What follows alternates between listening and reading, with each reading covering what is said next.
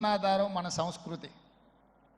హైదరాబాద్ నగరంలో ప్రధానంగా 1908లో వచ్చిన వరదలు, ముఖ్యంగా 115 సంవత్సరాల క్రితం ఈ నగరం మీద వరదలు ఉప్పెనై కమ్మేసి వేలాది మంది ప్రాణాలను బలిగొన్నది.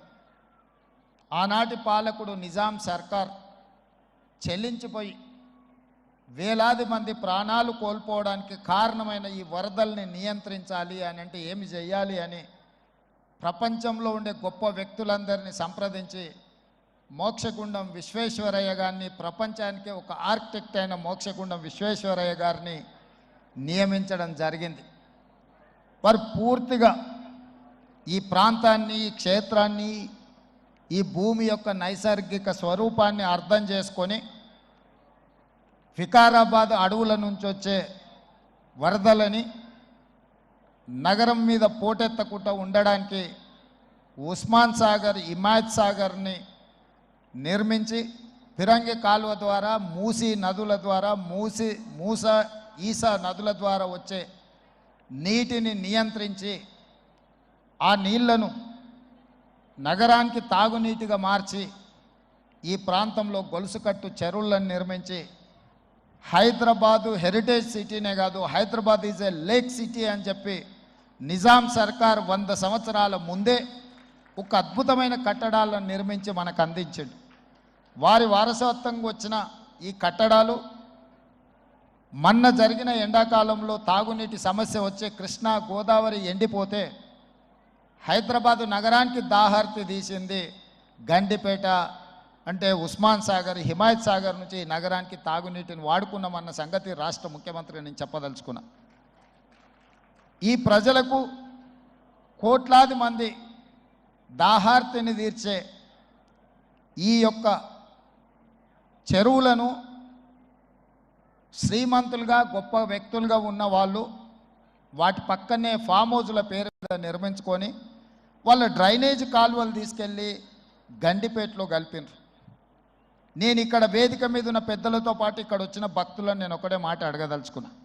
ఇవాళ వాళ్ళ విలాసవంతమైన జీవితం కోసం నిర్మించుకున్న ఫామ్ హౌజుల నుంచి వచ్చే డ్రైనేజ్ గండిపేటలో హిమాయత్ సాగర్ తాగునీటిలో కలిపితే ఆ నీళ్ళు హైదరాబాదు నగరానికి తాగడానికి సరఫరా చేస్తుంటే వాళ్ళు నిర్మించిన అక్రమ నిర్మాణాలను వదిలేస్తే ఇక నేను ప్రజాప్రతినిధిగా విఫలమైనట్ట కాదా మీరు ఒక్కసారి ఆలోచన చేయండి.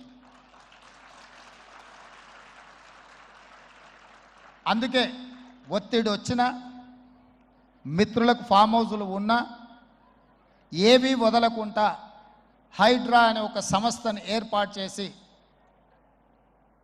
తెలియకుంటేనే ప్రజాప్రతినిధులం కొన్ని మన దినచర్యల్లో భాగంగా కొన్ని తప్పిదాలు చేస్తుంటాం. తప్పులు తెలవకుంటేనే కొన్ని తప్పులు జరిగిపోతుంటాయి.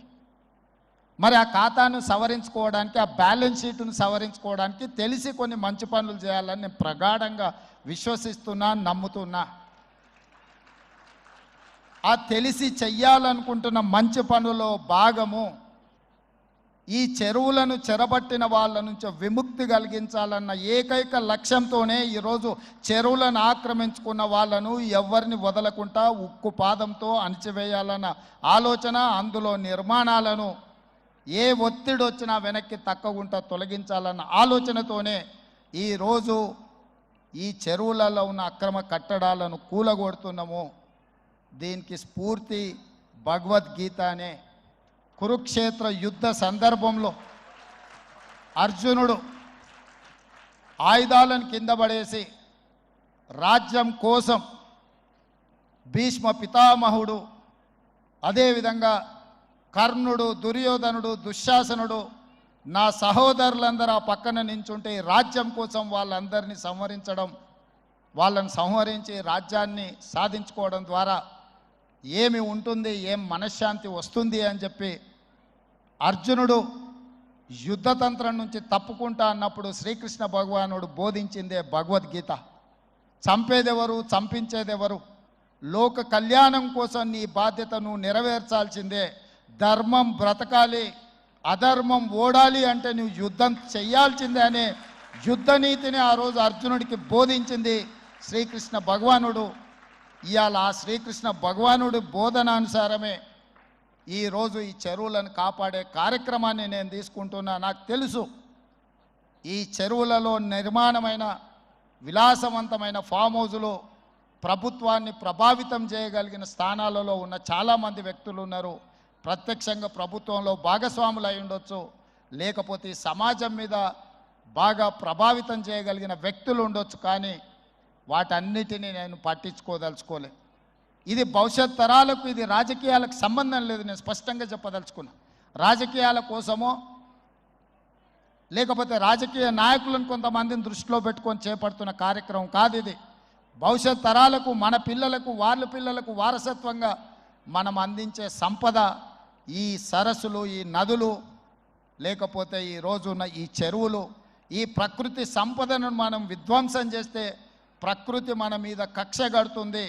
ప్రకృతి మన మీద ప్రకోపిస్తే మనం చెన్నైలో చూసినాం, అదేవిధంగా ఉత్తరాఖండ్లో చూసినాం, నిన్నగాక మొన్న వాయనాడు మనం కేరళలో చూసినాం. ఈరోజు ఇలాంటివన్నిటిని దృష్టిలో పెట్టుకున్నప్పుడు ఈ హైదరాబాదు నగరాన్ని రక్షించుకోవాల్సిన బాధ్యత మన అందరి మీద ఉన్నది. ఇది ఒక సుందరమైన నగరం. ఈ నగరానికి ఈ చెరువులే ఒక అందం. ఈ చెరువులను కాపాడే బాధ్యత ఈ ప్రభుత్వం తీసుకుంటుంది. ఎవరు ఏమనుకున్నా, ఎవరు ఏ ఒత్తిడి తెచ్చినా వాటన్నిటిని పక్కన పెట్టి చెరువులను ఆక్రమించుకున్న వాళ్ళ భరతం పడుతుంది ఈ ప్రభుత్వం అని చెప్పి నేను ఈ సందర్భంగా తెలియదలుచుకున్నాను.